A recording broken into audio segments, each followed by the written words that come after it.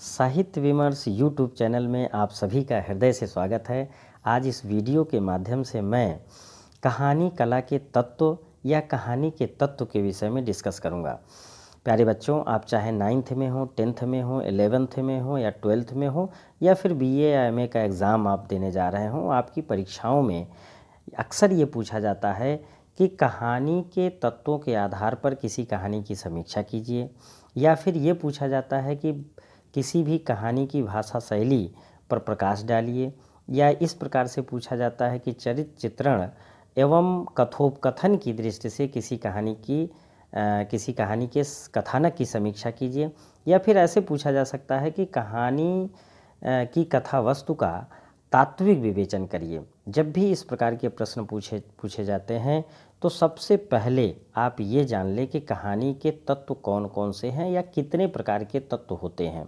प्यारे बच्चों, आप ये जान लें कि कहानी के 6 तत्व होते हैं: कथानक या कथा वस्तु, पात्र या चरित्र चित्रण, कथोपकथन या संवाद, भाषा शैली, देश काल या वातावरण, और छठवां है उद्देश्य। तो कहानी कला के 6 तत्व होते हैं।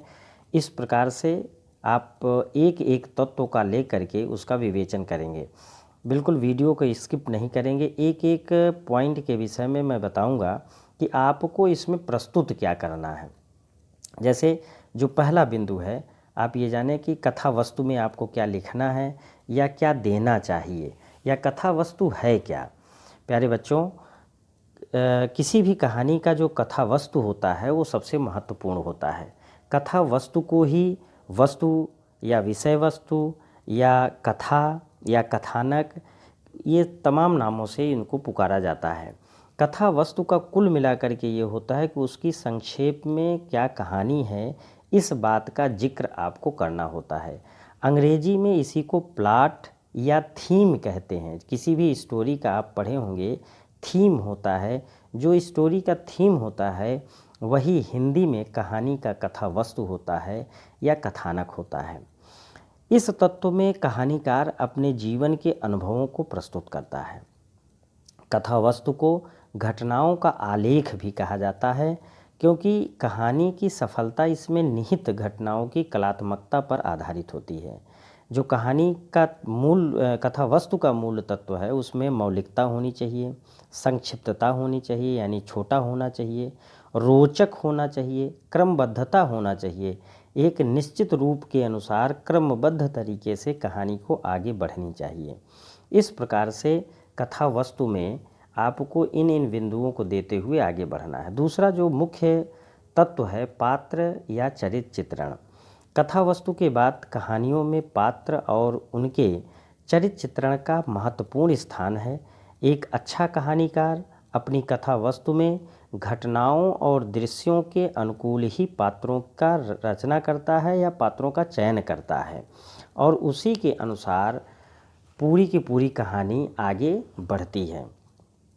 कहानी में पात्र और कथा वस्तु का अन्योन्याश्रित, या हम ये कह सकते हैं कि दोनों एक दूसरे पर आश्रित होते हैं, इस प्रकार का संबंध होता है। दोनों मिलकर कहानी के केंद्रीय भाव को, या जो कहानीकार है उस कहानी में क्या कहना चाहा है, ये दोनों मिल करके, कथा वस्तु और पात्र, ये दोनों मिल करके उसको अभिव्यक्त करते हैं। कहानी में कुछ पात्र सामान्य होते हैं, कुछ प्रतीकात्मक होते हैं और कुछ मुख्य पात्र होते हैं। तो इन्हीं मुख्य पात्र, प्रतीकात्मक पात्र और सामान्य पात्रों को लेकर के कहानी आगे बढ़ती है। जो तीसरा बिंदु है, कथोपकथन। कथोपकथन का क्या मतलब होता है? कथोपकथन को ही संवाद कहते हैं। पात्रों के पारस्परिक वार्तालाप को कथोपकथन कहते हैं। यानी जो पात्र हैं वो आपस में क्या चर्चा करते हैं, क्या बात करते हैं, उनका क्या संवाद होता है एक दूसरे से, इसी को कथोपकथन कहते हैं।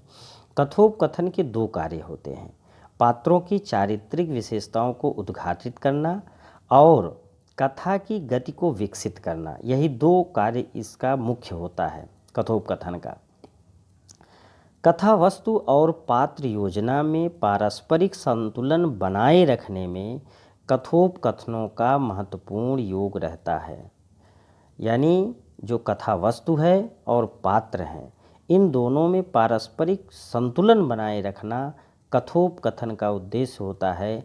यानी जो संवाद बनाया जाता है वो पात्र और कथा वस्तु में संतुलन स्थापित करता है। कहानी की रोचकता में वृद्धि करने के लिए कथोपकथन अनिवार्य होता है।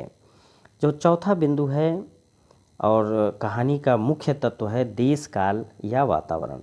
कहानी यह क्यों जरूरी है? कहानी को सजीव और स्वाभाविक बनाने में देश काल या वातावरण का सर्वाधिक महत्व होता है। प्रत्येक कहानी में किसी स्थान, समय और परिस्थिति का चित्रण होता है। इसी चित्रण को वातावरण की संज्ञा दी जाती है। कहानी में देश काल और वातावरण वह तत्व होता है जो कहानी के सौंदर्य में ही वृद्धि नहीं करता, बल्कि पाठक को निरंतर आकर्षित और प्रेरित करता रहता है। जो पांचवा तत्व है भाषा और शैली। भाषा भावों की अभिव्यक्ति का साधन होती है। यानी भाषा के माध्यम से भावों को अभिव्यक्त किया जाता है। मन के अंदर कौन से भाव चल रहे हैं, यह भाषा के माध्यम से ही उसका अभिव्यक्तिकरण होता है। कहानी चूँकि जनसामान्य की भाषा होती है, जनसामान्य की विधा होती है, इसलिए जो कहानी की भाषा होनी चाहिए वो बिल्कुल सरल होनी चाहिए, सजीव होनी चाहिए और प्रवाहपूर्ण होनी चाहिए। प्रवाहपूर्ण मतलब एकदम बहती हुई होनी चाहिए, सरलता के साथ आगे बढ़ती हुई होनी चाहिए। कहानी की कथा वस्तु, पात्र योजना, शैली और वातावरण के अनुकूल हो। निरर्थक शब्द, योजना और कठिन वाक्य संरचना, यानी निरर्थक शब्द को डालना और अगर कठिन वाक्य बना दिए गए हैं तो वो कहानी के सौंदर्य और स्वाभाविक गति को नष्ट कर देता है, बेकार कर देता है, कहानी को प्रभावपूर्ण नहीं रहने देता है। किसी बात के कहने या लिखने के विशेष ढंग या प्रकार को शैली कहते हैं। शैली का संबंध केवल शब्दों से ही नहीं बल्कि विचारों और भावों से भी होता है। शैली की कलात्मकता ही कहानी के प्रति जो पाठक होते हैं उनकी रोचकता को वृद्धि करता है, उनकी रोचकता बढ़ा देता है। जो छठवां और अंतिम तत्व है वो है उद्देश्य। प्रत्येक कहानी का कोई न कोई उद्देश्य होता है। मनोरंजन से लेकर गंभीर समस्या निरूपण तक कहानी का उद्देश्य हो सकता है। कहानी की रचना के पीछे एक ऐसा उद्देश्य भी छिपा रहता है जिससे पाठक अभिभूत होकर कुछ सोचने के लिए विवश हो जाता है। आजकल कहानी में अनेक प्रकार की बौद्धिक, सामाजिक, सांस्कृतिक, राजनीतिक, मनोवैज्ञानिक समस्याओं का भी प्रदर्शन किया जाने लगा है। मानवीय मूल्यों की व्याख्या करना और मानव के शाश्वत भावों, उनकी अनुभूतियों और समस्याओं पर प्रकाश डालना ही कहानी का मुख्य उद्देश्य होता है।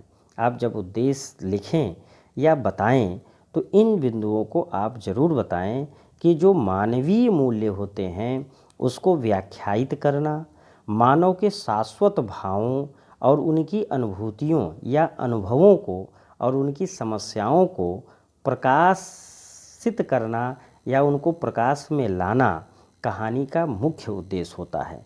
कहानी का मूल उद्देश्य मानवता के शाश्वत मूल्यों की व्याख्या करना तथा जीवन और जगत के मन पर पड़े प्रभावों को अभिव्यक्त करना होता है। इस प्रकार से इन्हीं 6 तत्वों को लेकर के आप कहानी की समीक्षा करते हैं। या फिर ये आपकी अगर परीक्षा में सिर्फ ये पूछा जाता है कि भाषा शैली के आधार पर किसी कहानी की समीक्षा करिए, तो आप भाषा शैली का उद्घाटन कर सकते हैं। या कथोपकथन का पूछा जाता है तो कथोपकथन का उद्घाटन आप इन्हीं शब्दों के माध्यम से उस कहानी का करेंगे। बहुत बहुत धन्यवाद।